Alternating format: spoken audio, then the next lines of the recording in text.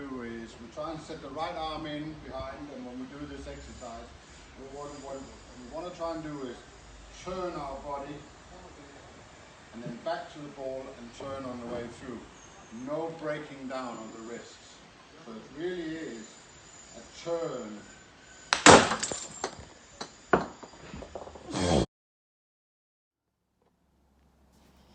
Good afternoon, Emerald Park members. I hope you're well. I hope you had a good weekend.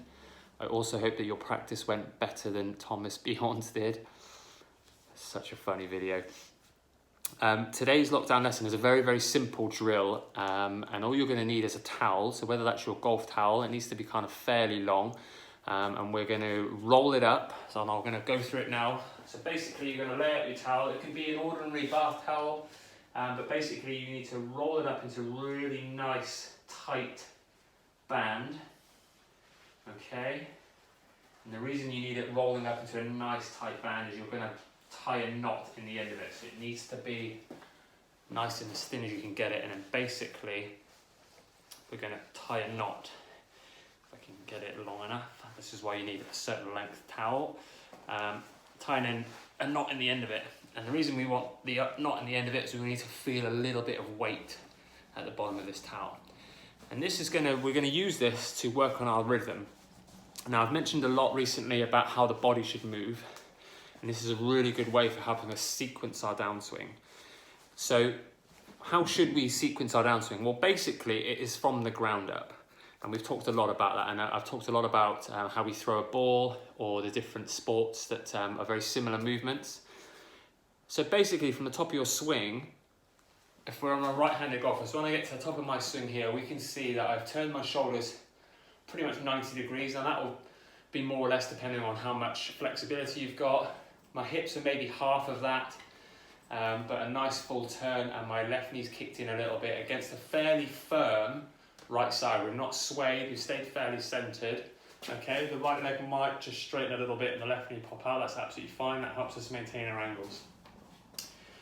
But I talk a lot about the difference between a good player and a great player, and that is how we sequence the downswing. So from here, when we're talking about using the ground and from the ground up, what will actually happen is my knee will start to work out first, okay?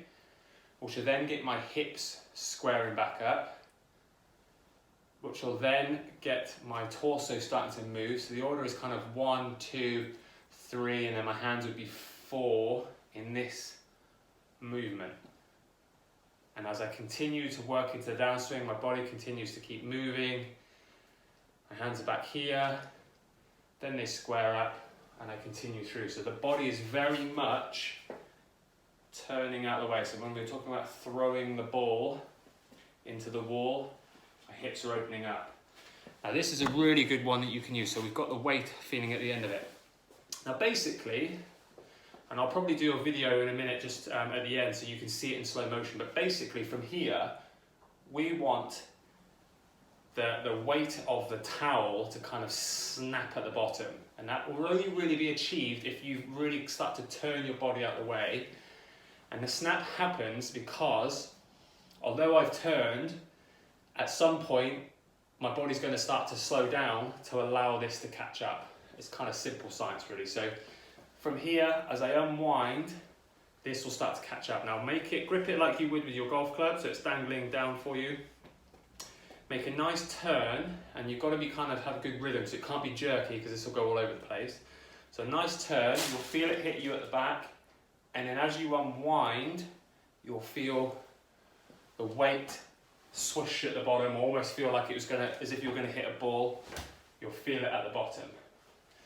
If you go from here and you go arms first, then this will have released. This is where we start to get that cast, where we see the unhinging of the left forearm and the shaft in the club. That's unhinging, and we've kind of wasted that energy. And that's because I haven't turned my lower body. I've stopped here.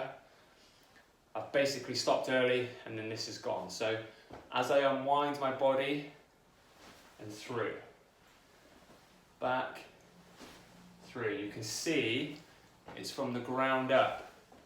My left knee, my hips, then pull my upper body through, my torso through, and the last thing to come through would be the club head. So this is really good for working on your rhythm and really good for working on your sequence. You'll see a lot of training aids out there that are really expensive, but basically roll a towel up, tie a knot in the end, and you've got a really, really good training aid to work on the sequence of your downswing.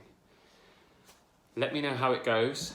Make sure you're out of the way of things, because I luckily was out of the way of my light. And just lastly, obviously there's a lot of talk at the moment about us reopening the golf course, which is fantastic, but obviously we've got to do it in a safe manner. So I hope to see you soon. But obviously we want to make sure that we've got all the right things in place for you to play as safely as you can. So hopefully we'll hear some good news this week, and we're not too far away, but we just got to keep hanging in there, and we'll keep providing hopefully some good videos for you and get to see you all in person very, very soon.